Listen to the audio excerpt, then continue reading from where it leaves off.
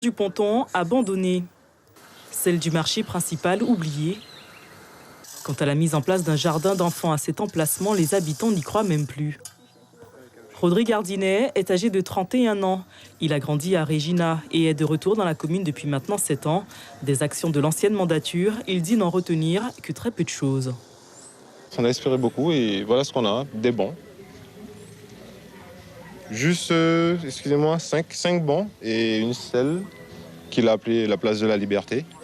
En 3 ans, les tentatives afin de réunir le conseil municipal ont toujours avorté, parfois de façon rocambolesque, de quoi refroidir les ardeurs des plus ambitieux. Avec son BTS assistant management en poche, Rodrigue a laissé sa vie hexagonale pour aider dans l'entreprise familiale, les idées plein la tête. Mon projet tourne déjà autour d'une idée pédagogique, qui est de reprendre la romerie.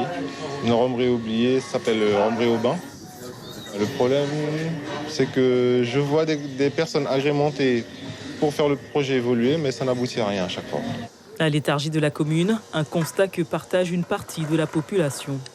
J'ai été adjoint pendant pas mal de temps. Et Regina vivait à cette époque-là. Et maintenant, c'est la déception complète. Regina est descendue. Enfin, bon, pas même pouvait comprendre comment ils descendent comme ça. Hein? Eh bien, Sadio Poupoua qui passait là, c'est une mauvaise gestion dit ancien maire. Messieurs, aujourd'hui, la commune de Regina-Co est sous tutelle. La commission spéciale nommée par le préfet a officiellement pris ses fonctions. Son président, Philippe Grisé, et les autres membres de la délégation prennent la tâche du directeur général des services. C'est lui qui, depuis la dissolution du conseil municipal, avait les compétences pour exercer et exécuter les affaires courantes.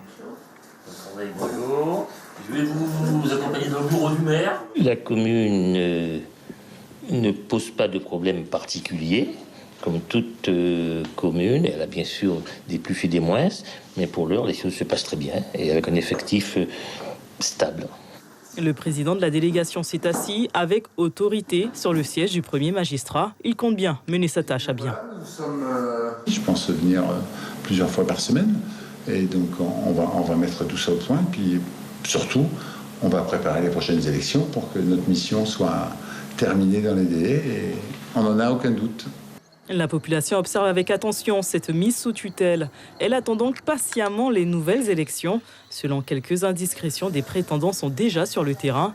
Il s'agirait notamment d'adjoints de l'ancien conseil municipal.